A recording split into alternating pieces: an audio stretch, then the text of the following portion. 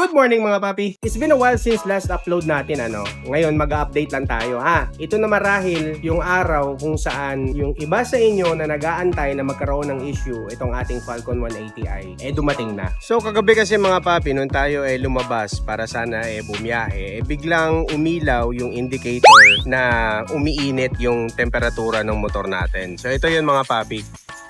So sa ngayon hindi nyo pa makikita kasi medyo lumamig na yung makina ng motor natin. Pero kagabi kasi ito yung high temperature na indicator, umilaw to. Kulay-pula yan mga papi. Ngayon syempre para dun sa mga newbies na wala pa masyadong kaalaman pagdating sa mga motor, medyo nakakabahala yon kasi ito yung dapat yung tandaan mga papi ha. The moment na ang inyong motor nag-overheat talaga, as in nag-overheat, maaaring sumabog yung radiator nyo or minsan makikita nyo bigla na lang mamamatay yung motor kasi syempre hindi na nagsisirculate yung coolant sa loob ng makina mismo. Malaking problema yon at maaaring manganak ito ng manganak ng iba't ibang klaseng sakit pa. Parang cancer yan Ngayon mga papi, bago kayo mag-overthink, do not panic. It's organic. Kung umilaw pa lang naman yung indicator ng Falcon 180i nyo, hindi naman ibig sabihin nag-overheat na siya kaagad. Although papunta na siya doon kasi painit na ng painit yung makina ng motor nyo, kailangan nyo nang tigilan kaagad yung pagbiyahe kung nasan man kayo. Kasi definitely kapag yan tinuloy-tuloy nyo pa, magkakaroon talaga ng malaking problema yan. Mag-overheat talaga. So yung indicator naman na yan, warning pa lang siya mga papi ha. Hindi ibig sabihin nag-overheat na kaagad yung motor nyo. Warning pa lang yun. So as much as possible, iwasan na natin na makarating dun sa pag-overheat. Kaya kung nasaan man kayo, itigil nyo na kaagad yung pagbabiyahe. And yun din yung ginawa natin kagabi. Okay, so yung pinakaunang naging instinct natin mga papi is sinilip natin yung reservoir ng ating coolant. So sa mga hindi nakakaalam, dito yan sa ilalim mga papi. Ayan. Pwede nyo siyang silipin dyan sa ilalim. Ngayon, kung nahihirapan kayong tumuwad, baklasin nyo na lang to. Tapos iangat nyo tong part na to. Ayan.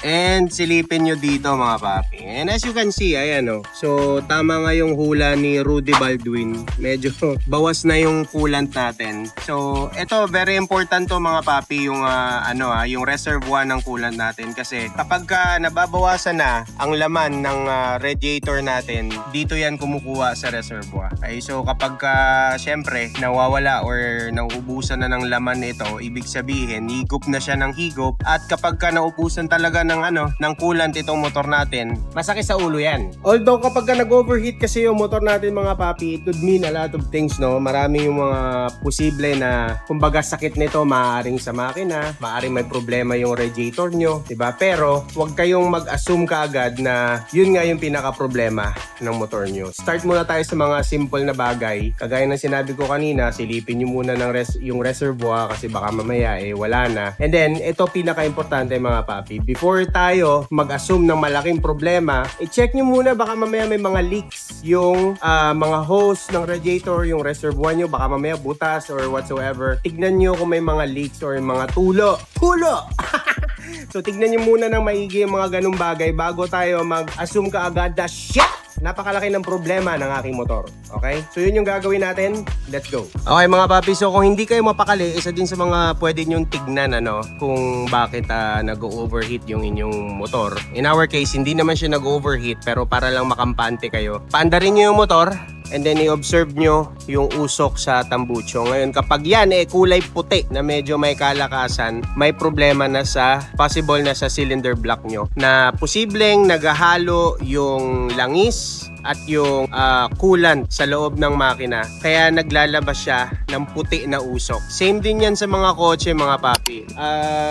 Sa mga kotse naman, yung mga na posibleng nangyari is kapag may tagas yung sa cylinder head nyo na naghahalo nga yung langis at yung tubig or coolant. Ngayon, pag ganun yung problema, masakit nga talaga sa ulo yan. Kaya ako sinabi sa inyo kanina na kapag umilaw na yung high temperature indicator sa motor nyo, huwag nyo nang ituloy ang biyahe. Kasi magre-resulta talaga yan sa sakit ng ulo. Okay? So check muna natin tong motor natin bago tayo mag-assume ng mga ganung problema. Pero kagaya ng pinakita ko sa inyo, wala namang puting usok na lumalabas dito sa tambucho natin.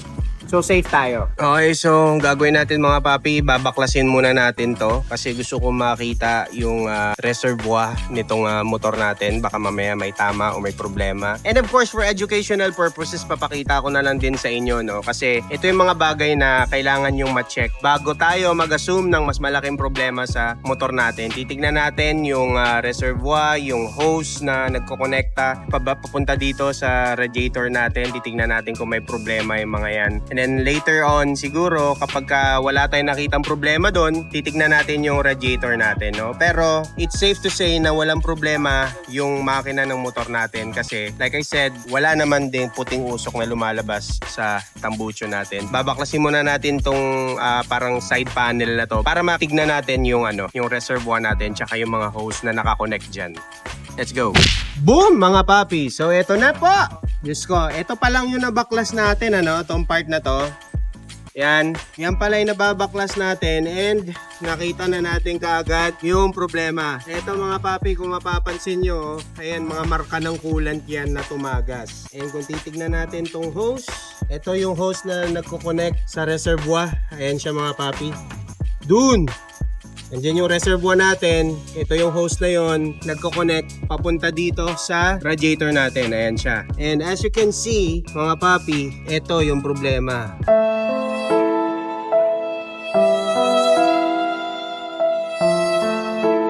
Biyak na siya. And based on my assessment, dumikit siya dito sa tambucho.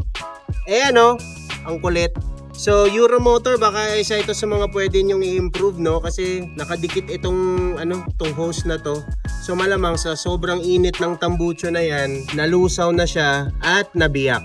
Kaya nauubos parate yung laman ng reservoir natin. Gaya ng sinabi ko sa inyo kanina mga papi kapag umilaw na ang high temperature indicator sa motor nyo, itigil nyo na kaagad yung biyahe. I-assess nyo na yung mga na-share ko kanina kasi maaaring mag-lead yan sa mas malaking problema. Buti na lang hindi nag-overheat talaga itong motor natin kasi like I said, pag nag-overheat ang motor, nanganganak ng iba't ibang klaseng sakit pa yan. Okay, so buti na lang, eto nakita natin, yung hose lang pala yung problema. Next agenda natin is of course palitan to. Hindi pwede na tapal-tapal lang yan kasi biyak na talaga siya mga papi. Papalitan na natin to and then gora na tayo. Let's go!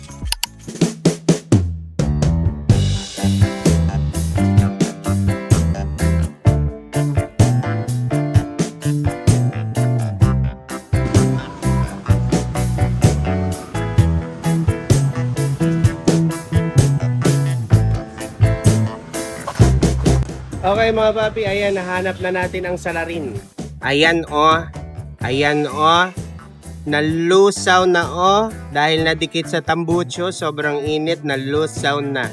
Kasakit oy. Okay, so let's go mga papi, maghahanap na tayo sa auto supply ng ganitong yung ganitong size na hose o tubo o hose, basta at yun ay ipapalit natin. Buti na lang at napahiram tayo ni Alves ng motor. Ito, cute na ito. Mio, so cute. First time ko gumamit ng Mio. Please be gentle. Uy, first time ko gumamit ng ganitong motor mga papi, ang cute. Na maganda naman dito sa amin mga papi, marami tayong mga motorcycle shop or auto supply na pwede natin pagtanungan kung meron sila nung tubo or hose pala na hinahanap natin. Parang gusto ko ng Mio.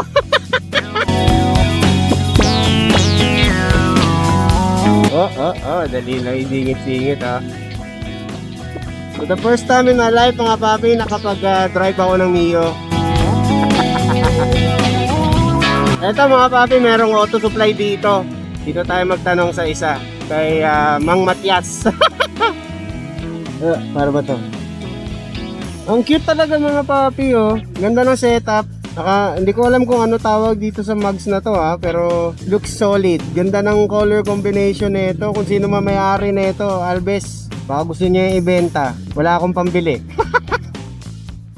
Bossing, may ganito kayo? Ganitong size? may ganito. May ganito. Kaya lang medyo mataba dito. Ganyan ang butas pero mas mataba. Pero yung butas, ganun din po. Ganyan. Sige po, magkano? Kuha tayo na isang pi. Pasamaan mo ito ka. Ganyan kahaba? Sige po. Aquarents lang. Oh. Yung top 1 nyo na coolant, magkano po? 180. Sige. Alright.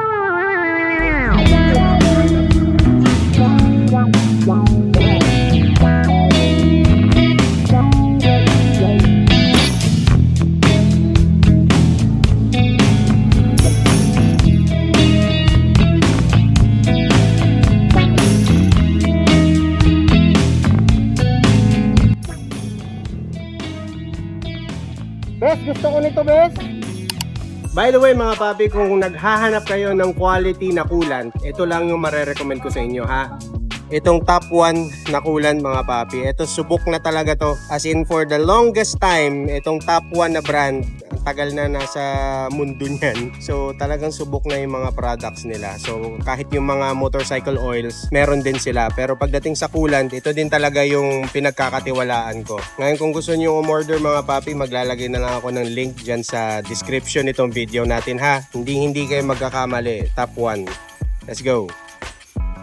So like I said kanina, itong hose na nabili natin, medyo mas mataba lang siya dito. Pero yung butas naman niya ay parehas na parehas dito sa stock na hose natin. At least mga papi, ayan o.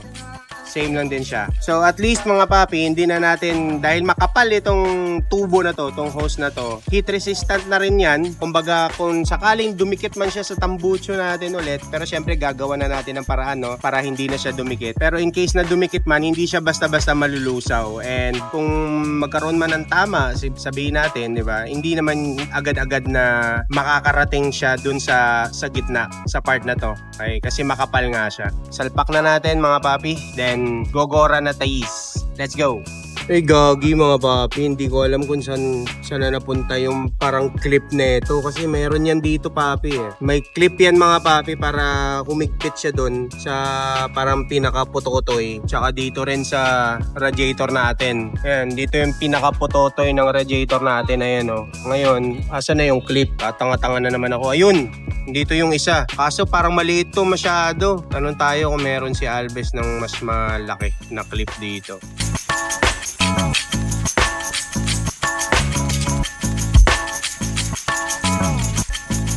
Pagka okay na lahat, yung hose natin safe and secured, hindi na siya nakalawlaw doon malapit sa tambucho mga papi. So hindi na siya kumbaga malulusaw pa. Pinwesto na natin siya na maayos.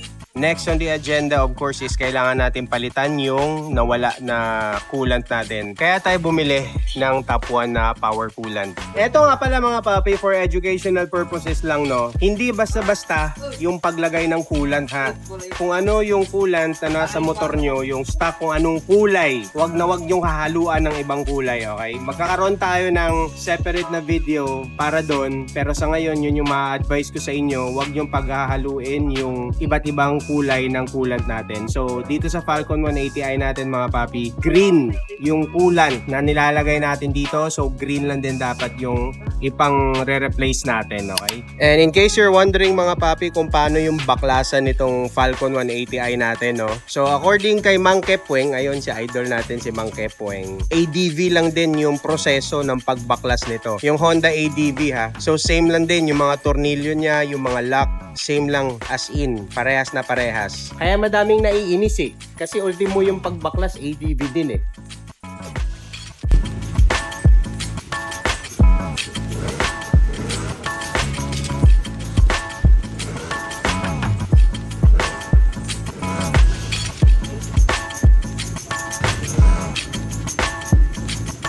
So yun, paandarin muna natin siya, in-observe natin kung pagkakaroon ng mga leaks dyan, tagas, tulo, tulo. Ang pangit pakinggan ng tulo, no? Pero yun, babantayan natin kung magkakaroon pa ng leakage yung mga tulo-tulo dyan sa hose na nilagay natin. So observe muna natin yun mga papi.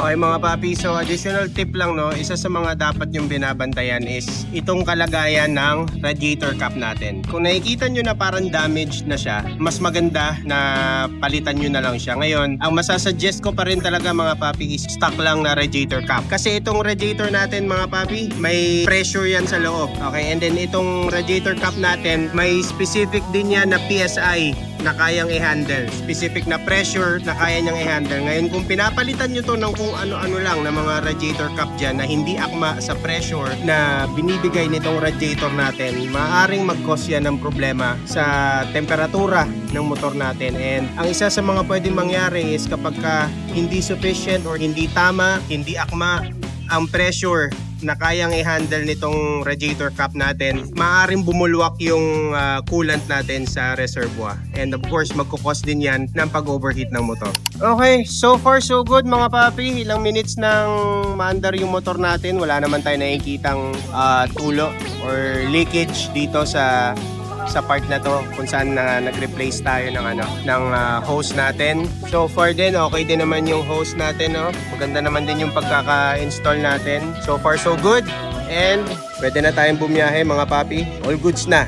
So sa lahat ng mga nag-aabang ng issue sa motor natin, yun pa lang naman so far. Hindi naman siya major issue, pero kung pinabayaan natin yun mga papi, maaaring magresulta ito sa major issue talaga. Magkakaproblema talaga yung makina natin. Pero so far, dahil naagapan natin mga papi, all goods na tayo. Wala nang problema sa Falcon 180i natin. So yun lang mga papi, hanggang dito na lang tayo. Like I said mga papi, sa mga videos ko, paulit-ulit ko sinasabi sa inyo lahat ito. Kung ano man yung mga trip nyo sa buhay, kung ano man yung mga layunin nyo, enjoy lang tayo lagi mga papi and ride safe. Watch out for more videos. Let's go!